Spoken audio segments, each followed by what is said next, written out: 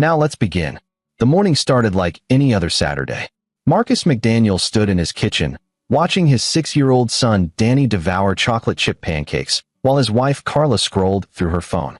The sun filtered through the curtains, painting everything gold, and for a moment, Marcus felt that rare sense of complete contentment. "Dad's really excited about today," Carla said, not looking up. "He's been talking about teaching Danny to swim for months." Marcus paused mid-sip of his coffee. "Your dad? I thought we were going to enroll Danny in those lessons at the community center." Carla finally looked up, her expression defensive in that way she got whenever Marcus questioned anything about her family. "Why pay for lessons when my father can teach him for free? He taught me to swim, and I turned out fine." That wasn't entirely true. Marcus had noticed Carla never actually swam, despite claiming her father had taught her. She'd sit by pools, dip her feet in, but never actually get in the water. He'd asked her about it once, and she'd snapped at him to drop it. "Danny's pretty young. Maybe we should." "Marcus, please. My father knows what he's doing. He was a lifeguard in college." Marcus studied his wife's face. They'd been married 8 years, together for 10. He knew when to push and when to let things go. This felt like something he should push on, but Danny's excited voice cut through his hesitation. "Grandpa Andre is going to teach me to swim? Really?" Marcus looked at his son's bright eyes and felt his resistance crumble. "Yeah, buddy. Really." Andre Hartman arrived at noon in his pristine silver Lexus, stepping out in expensive swim trunks and a polo shirt that probably cost more than Marcus's entire outfit.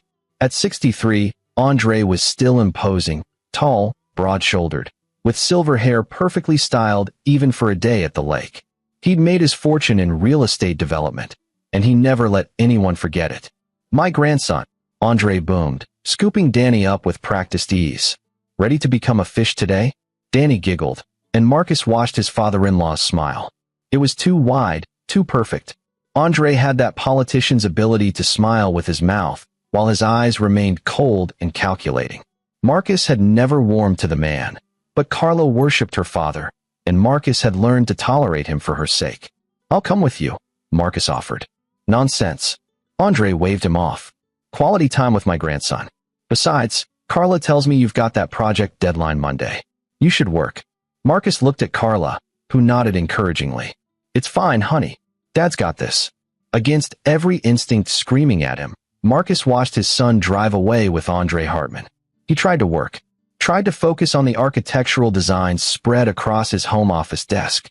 Marcus had built his small firm from nothing, designing custom homes for clients who wanted something unique. It was good work, creative work, but today the lines blurred and his mind kept drifting to Danny. At 2:47 p.m., his phone rang. Russell Wilson from 2 houses down. "Marcus, you need to come to Silver Lake. Now." Russell's voice was tight, controlled in that way that meant panic was right beneath the surface. "It's Danny." Marcus's stomach dropped. "What happened?" "Just come. Fast." The drive to Silver Lake took 12 minutes. 12 minutes where Marcus's mind conjured every terrible possibility, each one worse than the last. He barely remembered parking, just the image of the crowd gathered on the shore, the ambulance, the paramedics bent over a small form. "Danny." Marcus shoved through the crowd. His son lay on the rocky shore, lips blue, skin pale as death. A paramedic was doing chest compressions while another held an oxygen mask ready. Marcus couldn't breathe, couldn't think, could only stare at his baby boy who looked so small and broken. "Come on, kid," the paramedic muttered. "Come on." Danny's body jerked. Water spewed from his mouth. He coughed, gasped, and started crying. The most beautiful sound Marcus had ever heard. "Dad." Danny's voice was raw, terrified. Marcus dropped to his knees, reaching for his son, but the paramedics held him back. "Sir, we need to get him to the hospital. He's breathing, but we need to make sure his lungs are clear." "What happened?" Marcus's voice came out strangled. "We don't know. Someone called it in. Kid was floating face down when we got here." Marcus's head snapped around, searching the crowd. There. Andre stood near his Lexus, still in his swim trunks, arms crossed. And he was smiling. Not a relieved smile. Not a grateful smile.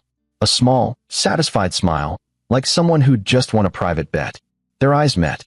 Andre's smile widened slightly before he arranged his features into appropriate concern. "Marcus." Thank God they got to him in time. These things happened so fast. Where were you? Marcus's voice was deadly quiet. Teaching him to swim, of course. I turned away for 1 second. Bullshit. Marcus took a step forward. Danny knows not to go in deep water alone. What did you do, sir? A female paramedic touched Marcus's arm. Her voice was gentle but urgent. You need to see something before we transport. She guided him back to Danny, who was now on a gurney, wrapped in a thermal blanket. The paramedic carefully turned Danny onto his side. Look at his back. Marcus looked. His blood turned to ice. For parallel gashes ran down Danny's back, from shoulder blades to lower back. Deep, angry red, bleeding. But that wasn't the worst part. The worst part was the pattern, perfectly spaced, deliberate. And around them, bruising in the distinct shape of large hands pressed hard into a small body. Those look like fingernail marks, the paramedic said quietly. And the bruising, sir, someone held him down. Hard. For a while. Marcus's vision tunneled. The sounds of the crowd faded. All he could see were those marks on his son's skin. All he could hear was his own heartbeat pounding in his ears. Someone had held his son underwater. Deliberately. Hard enough to leave marks. He turned to Andre. His father-in-law's smile was gone now, replaced by wide-eyed innocence. I have no idea how that happened. Maybe the rocks. Those aren't from rocks. The paramedic's voice was hard now. Sir, we're required to report this. This is abuse. Marcus moved before he could think, closing the distance to Andre in 3 strides.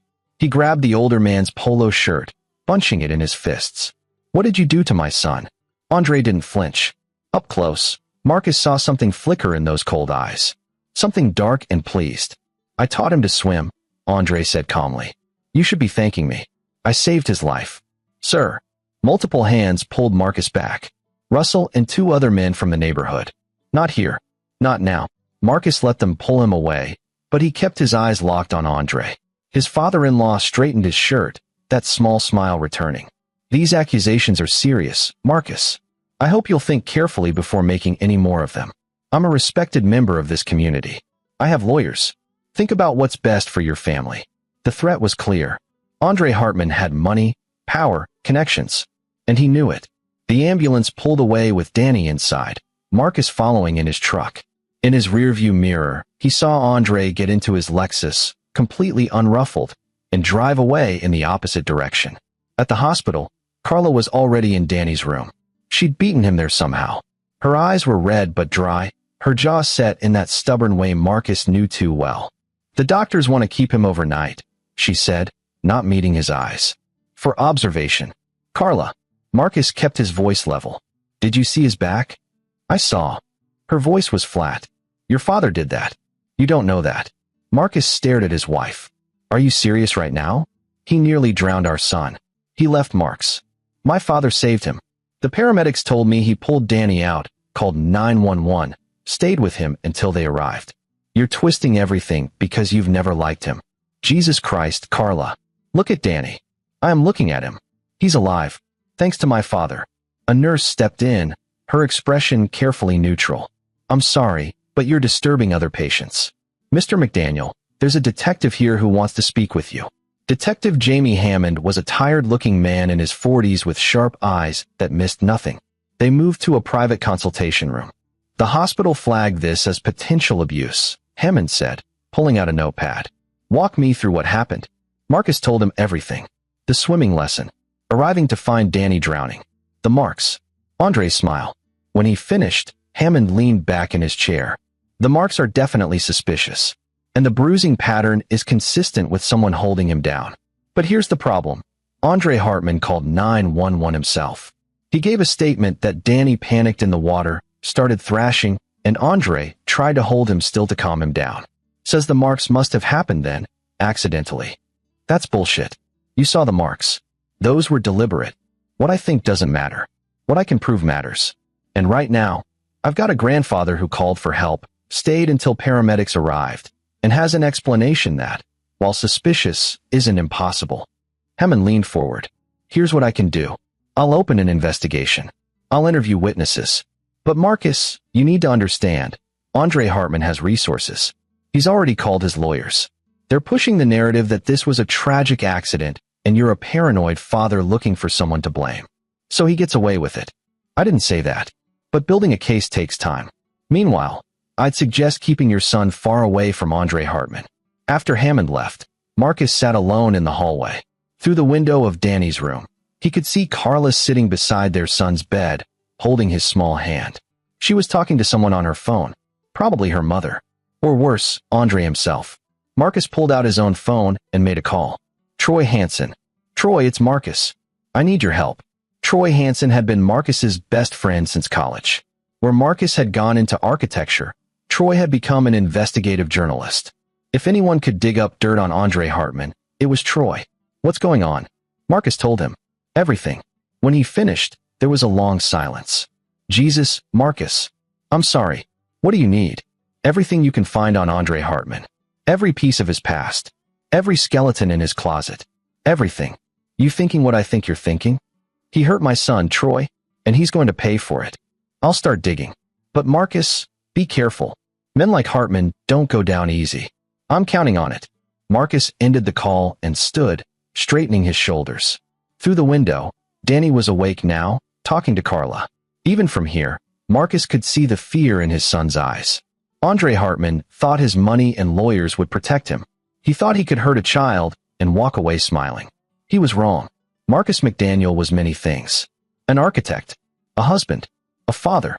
But he was also a man who understood that some structures needed to be carefully dismantled, piece by piece, until the whole thing came crashing down. And he was going to dismantle Andre Hartman. The hospital kept Danny for 36 hours. In that time, Marcus learned more about his son's ordeal than he wanted to know. The doctors confirmed severe bruising, lacerations, and signs of water aspiration that indicated prolonged submersion. Danny, when he finally talked, said things in fragments that made Marcus's hands shake with rage. Grandpa Andre held my head down, said I needed to learn not to be scared. I couldn't breathe. But in front of the police, with Carla present, Danny became quiet, confused. Carla would touch his hand and ask leading questions. Did Grandpa try to save you? Did you panic and thrash around? And Danny, 6 years old and desperate for his mother's approval, would nod uncertainly. Marcus watched his wife undermine their son's testimony and felt something fundamental break between them. On Monday morning, Marcus's phone rang while he was making coffee in his silent house. Carla had taken Danny to her mother's place to recover in peace. Translation, away from Marcus and his paranoid accusations. Marcus McDaniel? Speaking. This is Theodore Alvarado. I'm an attorney representing Andre Hartman. My client wanted me to reach out directly to discuss this unfortunate situation. Marcus's grip tightened on his mug. What do you want? Mr. Hartman is deeply concerned about his grandson's well-being and the family division this incident has caused. He's prepared to offer a gesture of goodwill, covering all of Danny's medical expenses, plus a $25,000 settlement for the family's distress. In exchange, you'd sign an agreement acknowledging this was a tragic accident and that you hold no ill will toward Mr. Hartman. You mean hush money. I mean a compassionate gesture from a grandfather who loves his family. Tell Andre Hartman he can shove his money up his ass. Mr. McDaniel, I'd advise you to think carefully. Marcus hung up. His phone immediately rang again. Different number. Marcus, it's Troy.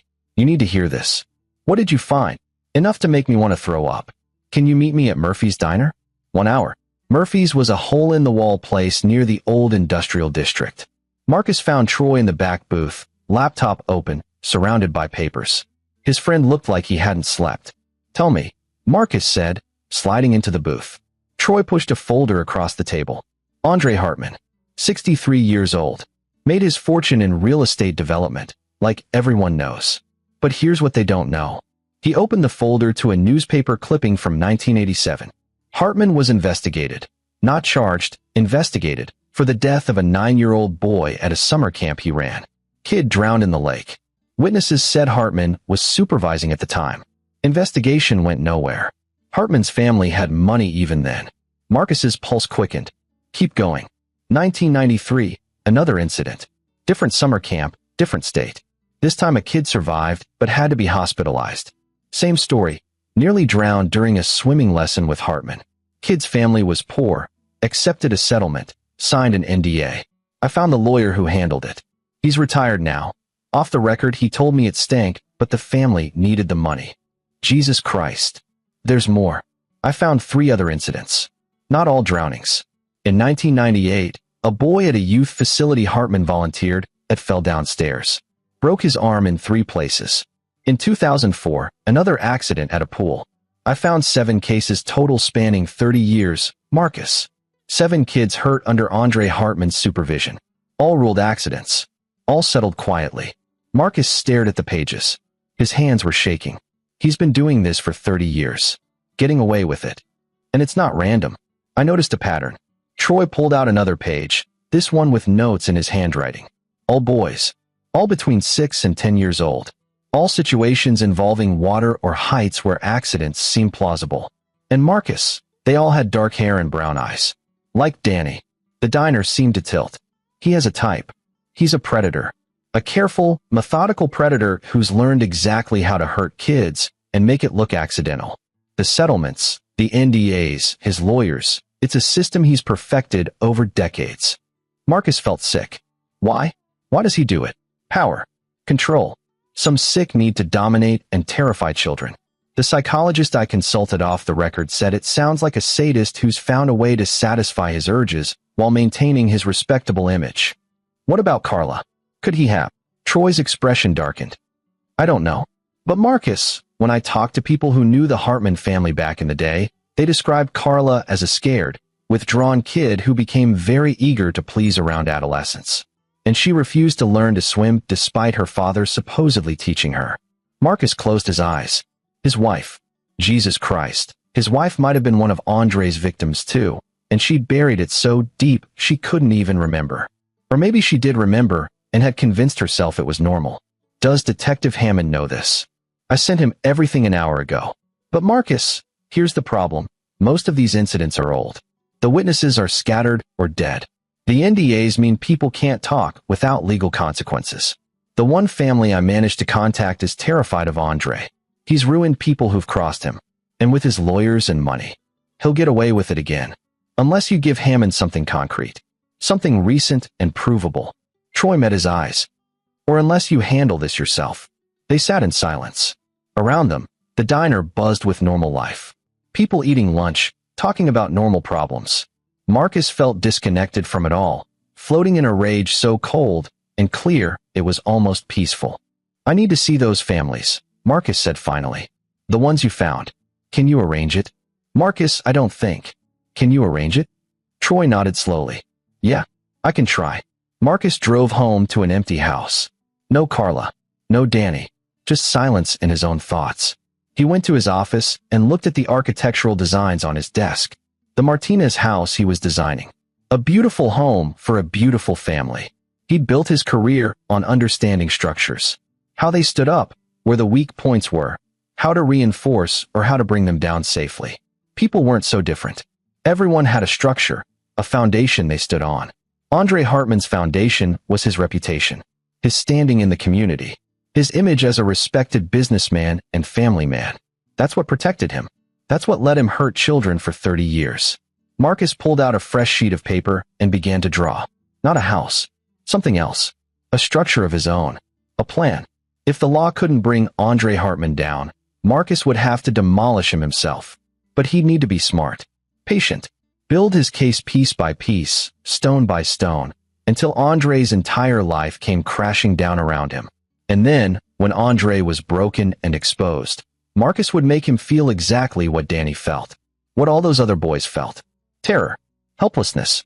The absolute certainty that no one was coming to save you. His phone buzzed. A text from Carla. We need to talk. I'm filing for separation. My lawyer will contact you. Marcus stared at the message. Part of him wanted to scream, to rage, to call her and beg her to see reason. But another part, the cold calculating part that was taking over, saw the opportunity. Without Carla and Danny in the house, he could work freely. No one to question his late nights or suspicious activities.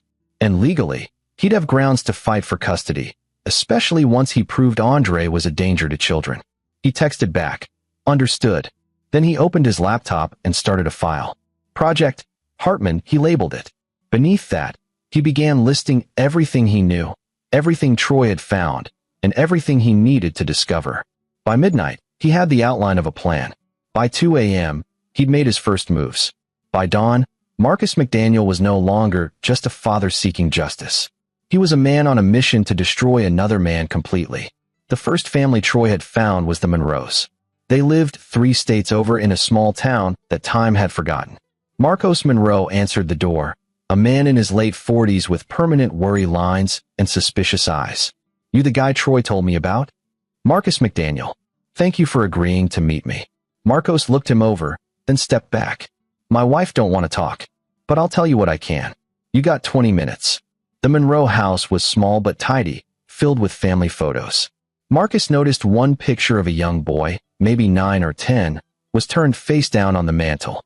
"That's Jamie," Marcos said, catching his look. "My son. He'd be 32 now if he'd lived." Marcus's chest tightened. "I'm sorry. Andre Hartman killed my boy. Don't matter that the death certificate says accidental drowning. I know what I know." Marcos sat heavily on a worn couch. "Summer of '87. We sent Jamie to this fancy camp. Cost us everything, but we wanted him to have opportunities we never had. Hartman ran the camp. Rich man playing at charity, we thought. What happened? 3rd week, they went to the lake. Hartman was supervising the swimming. Witnesses said Jamie was doing fine. Then suddenly he was underwater. They pulled him out, but..." Marcos's voice cracked. "They said he panicked and drowned. But the marks on his body, bruises, scratches, they didn't match that story. You tried to investigate?" "Of course we did. But Hartman's family had money and lawyers. They painted us as grieving parents looking for someone to blame. The camp's insurance company settled quick and quiet. We were broke from the funeral. We had 2 other kids to feed. We took the money and signed the papers saying we wouldn't talk about it. But you're talking now. Because Troy said you had a son who Hartman hurt. Because I've spent 35 years wondering if I could have stopped him from hurting other kids, if I'd fought harder." Marcos met his eyes. "That man is evil, Mr. McDaniel. Pure evil wearing an expensive suit. And he's smart. He knows how to hurt kids in ways that look like accidents. He knows how to pick victims whose families can't fight back. My family has resources. I can fight. Then fight. Fight for Jamie. Fight for all the boys he's hurt. But be careful." Marcos leaned forward. "Hartman don't just have money. He has connections. Politicians, judges, cops. He spent decades building a network that protects him. You go after him straight on, he'll crush you like a bug. What if I don't go at him straight on?" Marcos smiled grimly. "Then maybe you got a chance." Marcus drove to the next family that afternoon. The Changs lived in a suburb 2 hours north. Unlike the Monroes, they'd done well for themselves. Large house, luxury cars in the driveway. But when Robbie Chong opened the door, Marcus saw the same haunted look. "Come in," Robbie said. "My wife made tea." Laura Chong was elegant, composed, but her hands shook slightly as she poured. Their son Carol, now 26, sat in an armchair, silent. "Carol can tell you himself what happened," Laura said. "He's ready to talk now." Finally, Carol looked at Marcus with hollow eyes. "I was 8. My parents sent me to this youth swimming program. Mr. Hartman volunteered there, big donor, respected member of the community. Everyone trusted him. His voice was flat, practiced, like he'd rehearsed this. He offered me private lessons. Said I had potential. My parents were thrilled." "Carol, you don't have to," Robbie started. "Yeah, Dad, I do." Carol's jaw tightened. "3rd lesson, he held me underwater. Said he was teaching me breath control. But he kept me down too long.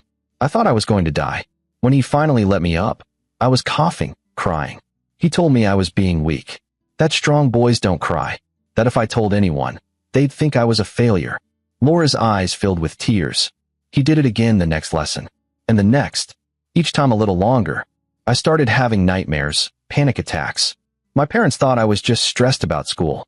Then one day, he held me down so long I passed out. The lifeguard saw, pulled me out. I ended up in the hospital." Hartman said Carol panicked during a lesson. Robbie said bitterly that he tried to save him. We believed him because why wouldn't we? He was this pillar of the community. And Carol wouldn't talk about it. He just shut down. "Took me 15 years of therapy to even admit what happened," Carol said. "Even now, I can't be around water. Can't take baths, just quick showers. The smell of chlorine makes me vomit." He looked at Marcus. "Your son, how is he? Alive?"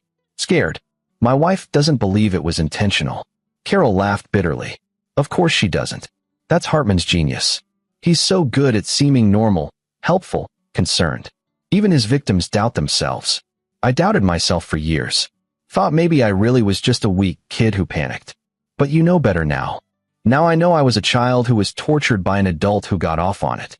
And I know he's still out there, still hurting kids, because people like my parents, he looked at them apologetically.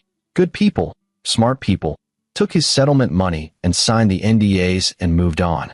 We did what we thought was best, Laura said quietly. We were wrong. If you testify, Marcus said. If you break the NDA, we'll do it, Robbie said immediately. All three of us. Sue us, bankrupt us, we don't care anymore. Our silence let him hurt your son. Let him hurt God knows how many others. Marcus felt something shift in his chest. These weren't just stories anymore. These were allies. Witnesses. Ammunition. I need to ask you something difficult, Marcus said. Did Hartman ever? Was there a sexual component to the abuse? The Changs looked at each other. Laura spoke carefully. We don't know for certain. Carol says no, but the therapist thinks the water torture might have been sexual for Hartman. A power thing. It was about control, Carol said. About having complete power over someone helpless. Whether that's sexual or not. He shrugged. Does it matter? He got off on hurting kids. Marcus spent 3 more days visiting families. Each story was a variation on the same nightmare. Each family had been silenced, bought off, threatened. But now, with Marcus as a catalyst, they were ready to talk. On day 4, Detective Hammond called. McDaniel, I've been going through the information your friend sent me. It's explosive stuff. But here's the problem. Most of it is inadmissible. Old cases, settlements with NDAs, hearsay. For a criminal case, I need something concrete. What about Danny? His testimony, the medical evidence, isn't enough. Hartman's lawyers are already building the accident narrative. They've got expert witnesses ready to testify that the marks could have been caused by Danny thrashing in panic. And without Danny's clear testimony, my wife coached him. I know. I could see it in the interview. But proving that in court. Hammond sighed. Look, I'm not giving up. But I need you to understand. This isn't going to be quick or easy. And there's a good chance Hartman walks. What if I could get him to confess? Silence. Then, I didn't hear that. And if I did, I'd tell you that any confession obtained through illegal means is inadmissible and could land you in jail. But if someone happened to record him confessing voluntarily, then I'd be very interested in hearing it. But Marcus, be smart. Don't do anything that puts you on the wrong side of the law. After hanging up, Marcus sat in his truck outside the last family's house. The sun was setting, painting the sky blood red. He thought about Danny's blue lips. About Jamie Monroe's turned-down picture. About Carol Chang's hollow eyes. He thought about Andre Hartman's smile. Marcus pulled out his phone and made a call to someone he'd hoped never to contact again. The phone rang 4 times before a gravelly voice answered. Well, Marcus McDaniel. Didn't think I'd hear from you again. Hello, Earl. I need a favor. Earl Draper had been Marcus's college roommate before dropping out junior year for reasons that were never fully explained. He'd gone on to a career in what he vaguely called private security, which Marcus suspected meant things that weren't entirely legal. They'd stayed in loose touch, meeting for drinks once a year or so, but Marcus had always kept Earl at arm's length. Now, he needed someone with flexible morals and useful skills. What kind of favor? Earl asked. The kind we don't discuss over the phone. Can you meet me? This about your kid? Troy mentioned something when he called asking about surveillance equipment. It's about making sure the man who hurt my kid pays for it. I'm listening. Where and when? They met at a bar in the industrial district, the kind of place where people minded their own business. Earl looked the same. Shaved head, scarred knuckles, eyes that had seen too much. Tell me what you need, Earl said over whiskey. Marcus told him everything. When he finished, Earl nodded slowly. Hartman's the type who thinks he's untouchable. Good. That makes him arrogant, and arrogant people make mistakes. Can you help me? Depends what you're asking for. You want surveillance? I can do that. You want dirt dug up? I know people. You want something more. Earl paused. That depends on how far you're willing to go. As far as necessary. Earl studied him. You've changed. The Marcus I knew in college wouldn't have said that. The Marcus from college didn't have a son who nearly died. Fair enough. Earl pulled out a small notebook. Here's what I can do. I can set up surveillance on Hartman. Audio, video, tracking. I can dig into his financials, find things his lawyers missed. And I know a guy who's good at creating situations where people reveal their true selves. What kind of situations? The kind where someone like Hartman thinks he's safe and lets his guard down.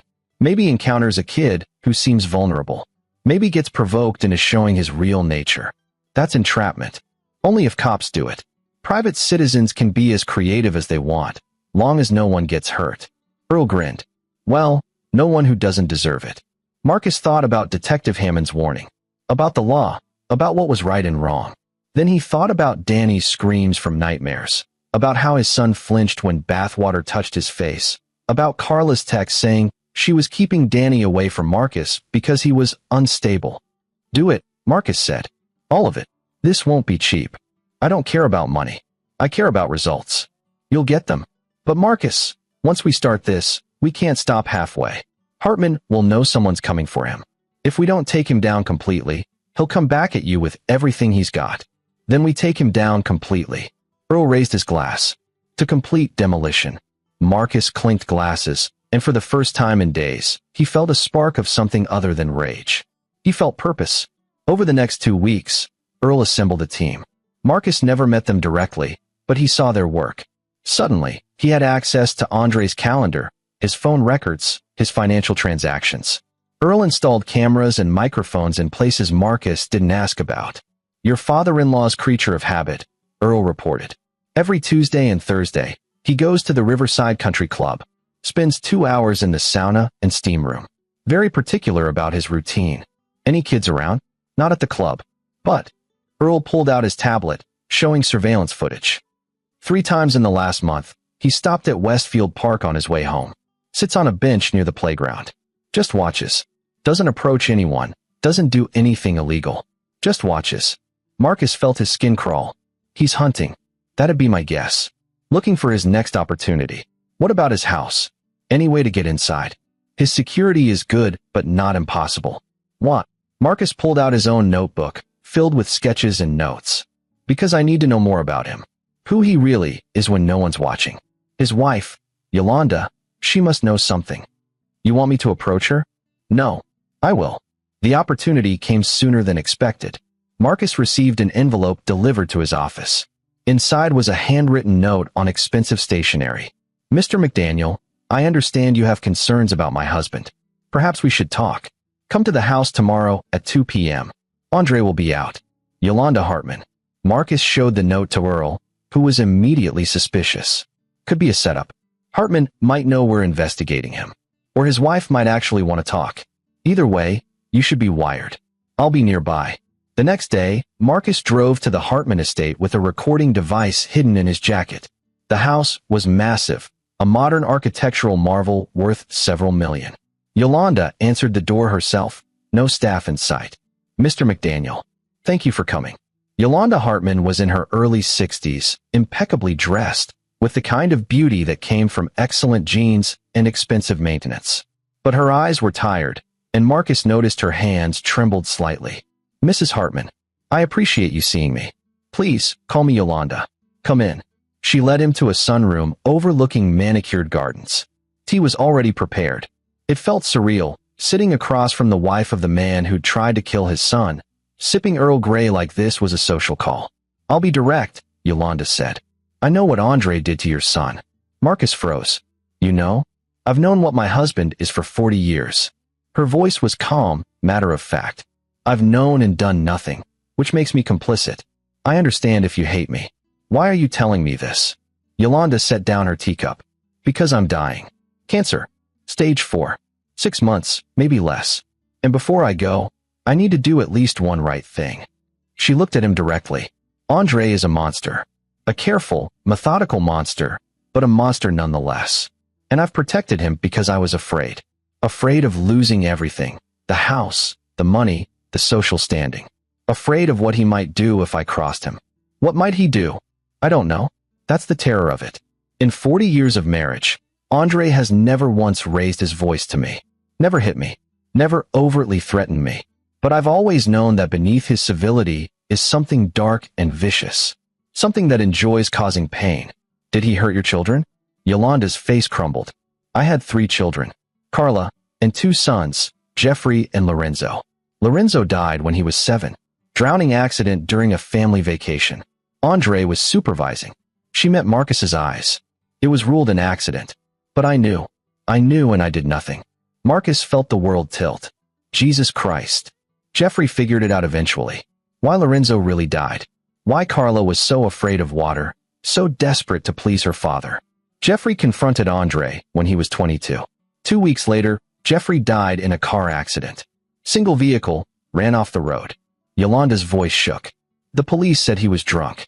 But Jeffrey didn't drink. And I found the brake fluid reservoir in the garage days later, freshly refilled. You think Andre tampered with his car. I know he did. Just like I know he killed Lorenzo. Just like I know he's hurt other children over the years. He thinks I don't know, but I found the settlements, the NDAs, the payoffs hidden in our finances. I've counted at least 8 families he's paid off. Why didn't you go to the police? With what evidence? Andre is meticulous.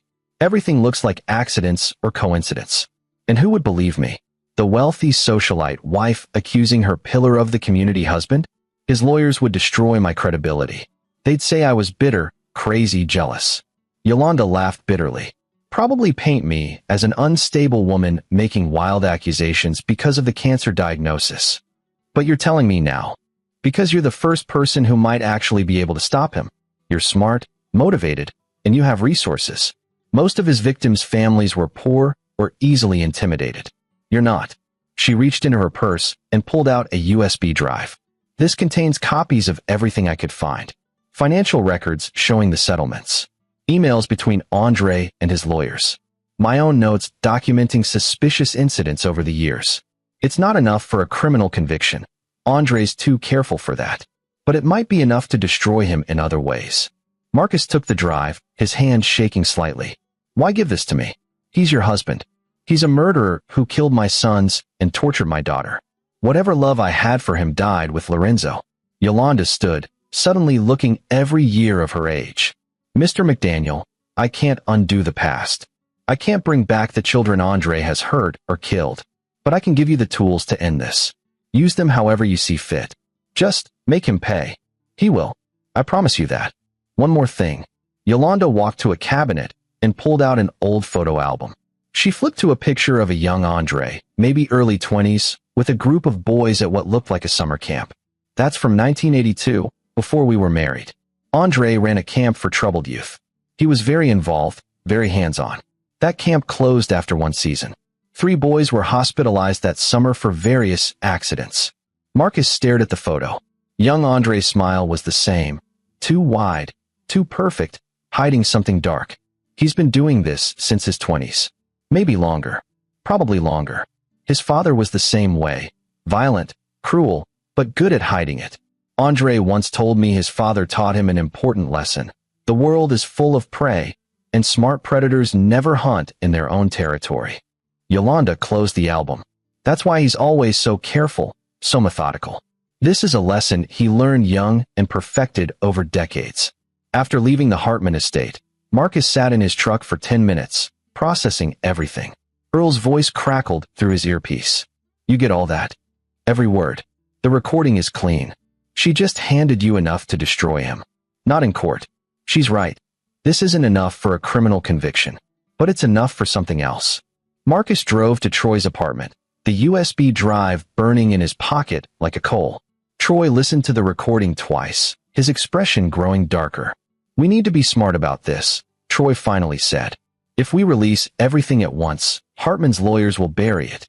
Claim Yolanda was coerced, mentally ill, whatever. We need a strategy. What are you thinking? Death by 1,000 cuts. We start leaking information. Anonymous tips to journalists, whistleblower style.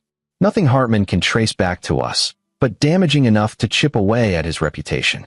Then, when he's vulnerable, we hit him with the big stuff. How long will that take? Weeks. Maybe a month. I don't have a month. The custody hearing for Danny is in 3 weeks. If Carla's lawyer convinces the judge I'm unstable and Andre is safe. Troy nodded slowly. Then we need to accelerate. Hit him hard and fast, all at once. But Marcus, that's risky. If it doesn't work, Hartman will know who came after him. He'll retaliate. Let him try. Over the next week, Marcus assembled his arsenal. Troy wrote a comprehensive expose detailing Andre's history of hurting children, carefully sourced to protect against libel. Earl gathered video evidence of Andre at the park, watching children. The families Marcus had visited agreed to go on record, NDAs be damned. And Yolanda's USB drive provided the financial proof that tied it all together. Detective Hammond, off the record, agreed that while the evidence wasn't enough for criminal charges, it would devastate Hartman's civil defenses. If even half of this gets out, Hammond said, Hartman's reputation is done. No amount of lawyers can spin away 7 different families with similar stories. The question is, what then? You sure you want to do this? I've never been more sure of anything. Then God help you both. The night before they planned to release everything, Marcus received an unexpected visitor. He opened his door to find Carla standing there, eyes red from crying. Can I come in? They sat in the living room that suddenly felt too big and empty. Carla twisted her wedding ring. She was still wearing it. Marcus noticed. I talked to my mother, Carla said quietly. She told me things. About my father. About my brother Lorenzo. Marcus waited. I don't remember Lorenzo clearly. I was only 5 when he died. But I remember being at the lake, remember screaming, remember my mother holding me back while paramedics worked on him. I remember my father standing there, not crying, just watching. Carla's voice broke. I've spent my whole life thinking I had a perfect father, that my memories of being afraid were just childish anxiety. But they weren't, were they? No. He hurt me too. I don't remember the details, but I remember the fear. The water. Being held down. She looked at Marcus with devastated eyes. And I let him do the same thing to Danny. I gave him Danny. Marcus wanted to rage at her, to blame her, to make her feel the pain he'd been carrying. But looking at his wife's broken expression, he understood. Carla was a victim too. A victim who'd been groomed to worship her abuser, to normalize his behavior, to become his enabler. What are you going to do? Carla asked. I'm going to destroy him. Completely. Will it bring Danny back? Will it fix what I've done? I don't know. But I know your father can't be allowed to hurt anyone else. Carla nodded slowly. Mom gave you the files. I know she did. She called me after, said it was time someone stopped him. She looked at Marcus. She asked me to give you something else. Carla handed him another USB drive. My therapy records. From when I was 13 to 16. I blocked out most of that time, but apparently I talked about a lot in therapy. The therapist kept detailed notes. If you want to use them. Carla, you don't have to. Yes, I do. Because I failed Danny. I failed Lorenzo. I failed every kid my father hurt. The least I can do is help stop him now. She stood to leave, then paused. Marcus, when this is over, can we talk? About us. Maybe. First, let's save our son. After Carla left, Marcus plugged in the second USB drive. The therapy notes were devastating. A record of a terrified 13-year-old girl slowly being convinced by her therapist that her father's swimming lessons were normal, that her fear was irrational, that she needed to be brave like her father wanted. The therapist had been paid by Andre. Marcus added the notes to his arsenal and made a final call to Troy. We go tomorrow. You sure? I'm sure. Release everything. Every outlet you can reach. I want the story everywhere by noon. Consider it done. Marcus barely slept that night. He kept seeing Danny's blue lips, Carla's broken expression, Yolanda's tired eyes, the turned-down photo of Jamie Monroe. He thought about all the children Andre had hurt, all the families destroyed, all the lies told and money paid to maintain one man's reputation. Tomorrow, that reputation would burn. At 8 a.m., Troy's article went live on a major news website, Respected Developer's Dark Secret, a pattern of abuse spanning decades. Within an hour, it had been picked up by national outlets. By noon, 3 more families had come forward with similar stories. By 2 p.m., Andre Hartman was trending on social media. Marcus watched it unfold from his office, Earl beside him showing real-time surveillance of the Hartman estate. Reporters had already gathered outside. Andre's Lexus remained in the garage. He's going to come for you, Earl warned. This kind of man doesn't go down quietly. I'm counting on it. At 4 p.m., Marcus's phone rang. Unknown number. He answered. You've made a very serious mistake, Mr. McDaniel. Andre's voice was cold, controlled. No pretense of friendliness now. You've slandered me, defamed me, spread vicious lies. Everything in that article is true, and you know it. What I know is that you're going to regret this. My lawyers are already drawing up papers. I'll sue you for everything you have. I'll make sure you never see Danny again. I'll destroy you. No, Andre. I'm going to destroy you. And here's how. Marcus pulled up the video Earl had prepared. Check your email. I just sent you something. There was silence, then the sound of typing, then a sharp intake of breath. The video was a compilation, surveillance footage of Andre watching children at the park, interviews with the 7 families, medical records, financial documents showing the payoffs, and finally, Yolanda's testimony. All of it edited into a damning 15-minute expose. This goes to the police in 1 hour, Marcus said, and then to every media outlet in the country. Unless what? Unless you confess. On camera. To everything. Danny, Lorenzo, all of it. Andre laughed. You're insane. I'll never do that. Then I released the video. Detective Hammond will have enough for a criminal investigation. Civil suits will follow. Your business partners will abandon you. Your country club will revoke your membership. Every charity you've donated to will return your money. You'll spend your last years being remembered as the monster you are. Or you confess, and I give you a choice. Take your own life, or go to prison. Either way, you lose everything. But one way, you control your exit. The other way, you die in a cell, forgotten and despised. You're bluffing. Am I? Check your news alerts. Your board of directors just called an emergency meeting. 3 of your biggest clients have already severed ties. Your lawyer, Theodore Alvarado, has released a statement saying his firm no longer represents you. It's already over, Andre. You just haven't realized it yet. The silence stretched. Marcus could hear breathing, ragged and harsh. You destroyed me, Andre finally said. Over a child. One pathetic, weak child. That child is my son. And you're right. I destroyed you. Completely. I won't give you the satisfaction of a confession. Then I guess you'll have to live with the consequences. Marcus hung up and nodded to Earl. Release the video. Within minutes, it was everywhere. News channels interrupted regular programming. Social media exploded. The story had everything: wealthy villain, innocent victims, decades of cover-ups. By evening, it was the top story in the nation. Detective Hammond called. McDaniel, I've got enough to arrest him now.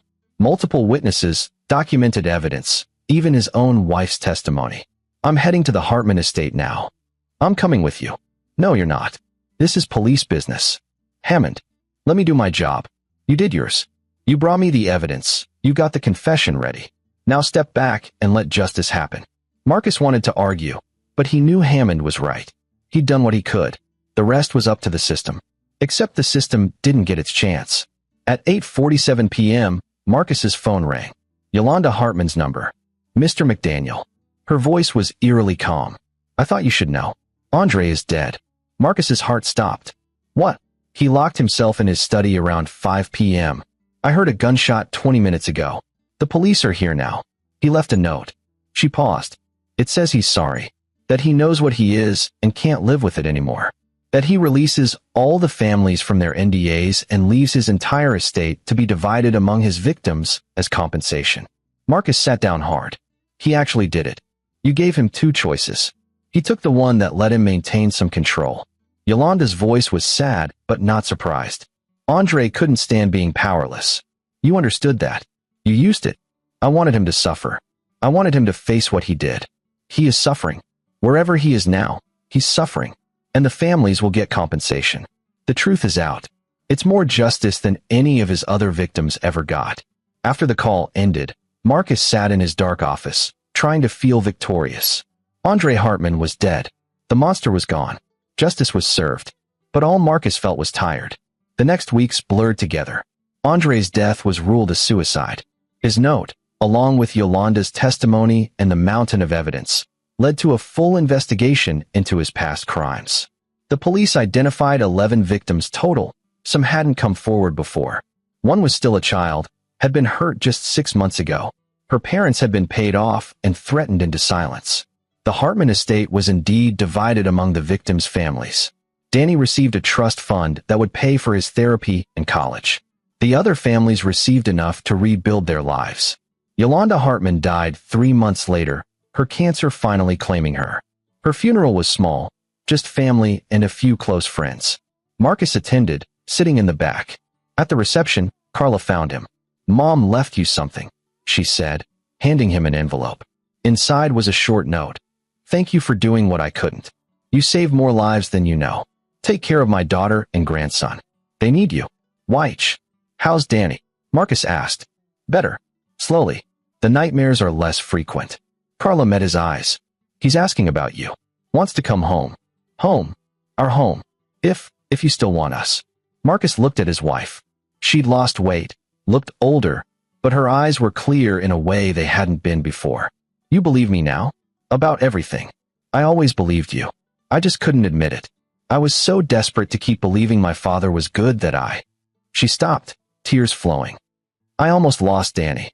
I almost lost you. Because I couldn't face the truth. We both lost things, Carla. But maybe we can rebuild. Can we? Marcus thought about it. About trust and forgiveness. About damage and repair. I don't know. But we can try. For Danny's sake, we can try. 3 months after Andre's death, Marcus sat in his backyard watching Danny play. His son was laughing, running around with Troy's nephew, acting like a normal 6-year-old. The nightmares still came sometimes, and Danny still flinched around water, but he was healing. Carla brought out lemonade and sat beside him. They didn't talk much these days, but they were learning. Relearning each other, rebuilding what had been broken. Earl stopped by unannounced, as was his habit. Thought you'd want to know. That last family that came forward? The one with the 6-year-old girl? They used their settlement money to start a foundation. They're calling it Lorenzo's Light. Helps families of abuse victims get therapy and legal support. That's good, Marcus said.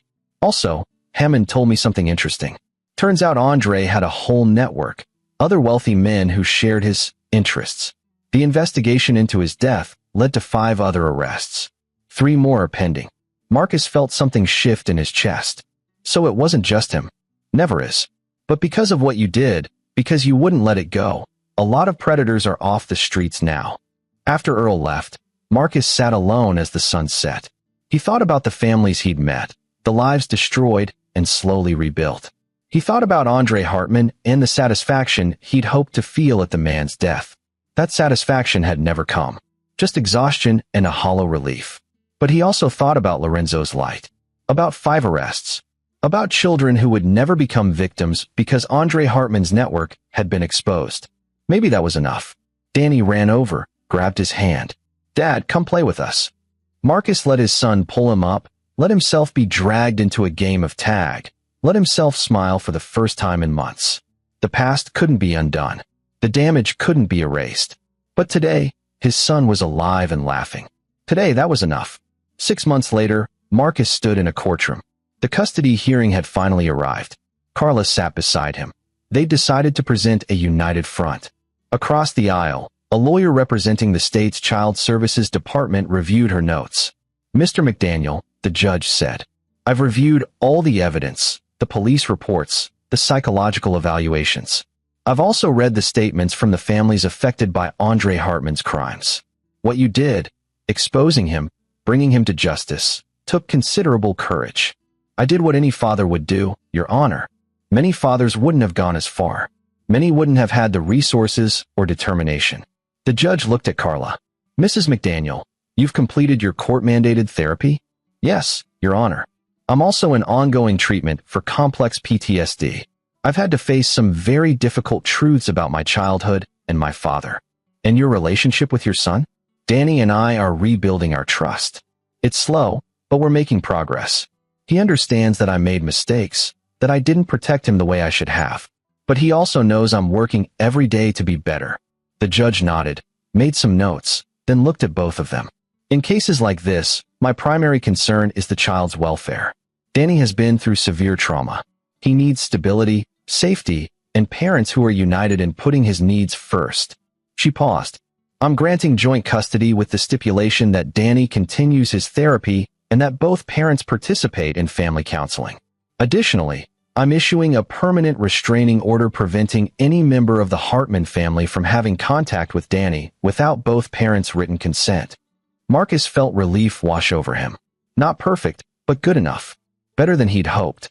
Outside the courthouse, Troy was waiting. How'd it go? Joint custody. Mandatory therapy. Restraining order against the Hartmans. Could be worse. Could be a lot worse. They walked to a nearby coffee shop. Troy pulled out his laptop. I wanted to show you something. Remember how I said we should follow the money in Andre's empire? Yeah. Well, I did.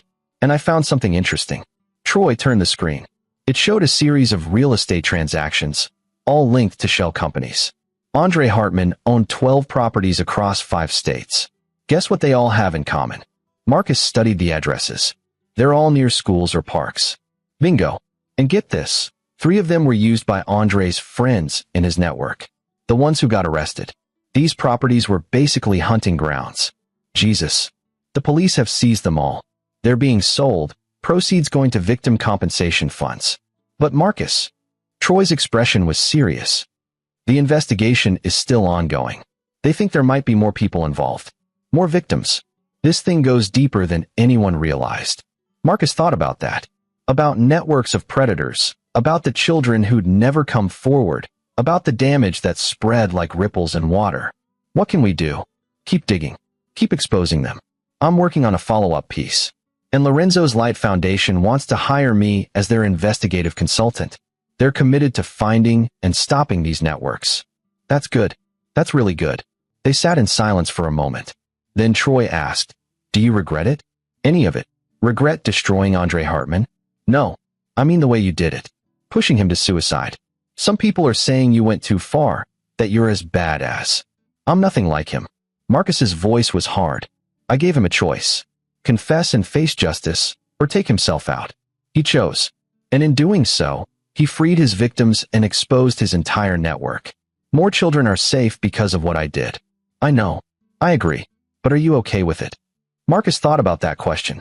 About the nightmares he still had. About the weight he carried. "I don't know if I'll ever be okay with it. But I'd do it again in a heartbeat. For Danny. For all those kids." "Fair enough." A year after Andre's death, Marcus received a call from Carol Chong. "Marcus, I wanted you to know, I went swimming yesterday. First time in 18 years. My therapist was with me, and I only went in up to my waist, but..." His voice cracked with emotion. "I did it. I actually did it. Carol, that's incredible. It's because of you. Because you showed me that we didn't have to let him win. That we could fight back, could reclaim our lives. Thank you." After the call ended, Marcus sat at his desk, staring at his architectural drawings. He'd neglected his business during the fight against Andre, but now he was rebuilding, designing homes for families, creating spaces where people could feel safe. Danny burst into his office, Carla behind him. They were going to the community center. Danny had agreed to take swimming lessons, real ones this time, with Carla and Marcus both present. "Ready, buddy?" Marcus asked. "I'm scared," Danny admitted. "But Mom says being brave means doing things even when you're scared." "Your mom's right." At the community center, Marcus and Carla sat in the observation area, while Danny joined a class of other 6-year-olds. The instructor was Lana Long, a woman in her 30s who'd been fully vetted and came highly recommended. "Okay, everyone," Lana called cheerfully. "We're going to start with blowing bubbles. Everyone comfortable." The kids nodded, including Danny. He looked nervous but determined. Marcus watched his son take a deep breath and dip his face in the water, exhaling slowly. Carla grabbed Marcus's hand. "He's doing it." "Yeah, he is." They sat together, watching their son reclaim something that had been taken from him. It was a small victory, just one step in a long journey. But it was a victory nonetheless. That night, after Danny was asleep, Marcus stood in his backyard looking at the stars. His phone buzzed, a message from Earl. "That last guy in Hartman's network went down today. Arrested on multiple counts. The whole group is done. You did it." Marcus stared at the message. The monster was dead. His network was destroyed. Justice had been served. But the real victory wasn't in destroying Andre Hartman. It was in the family's slowly healing, in Carol Chong swimming again, in Danny laughing and playing and slowly learning to trust the world again. The real victory was in refusing to let evil win. Marcus typed back, "We all did it. Together." He went inside, checked on Danny one more time, his son sleeping peacefully, no nightmares tonight, and then joined Carla in their bedroom. They still slept in the same bed, though they were taking things slow, rebuilding their relationship piece by piece. "You okay?" Carla asked softly. "Yeah, I think I am." "Good." She curled against him. "Because I need you to be okay. Danny needs you to be okay. I know. I'm proud of you, Marcus. Of what you did. Of who you are." Marcus closed his eyes, feeling the weight of the past year finally start to lift. He'd destroyed a monster. He'd saved his son. He'd helped dismantle a network of predators. And he'd done it all without losing himself in the process. That was worth more than any revenge. That was justice. And sometimes, justice was enough. This is where our story comes to an end. Share your thoughts in the comments section. Thanks for your time. If you enjoy this story, please subscribe to this channel. Click on the video you see on the screen, and I will see you there.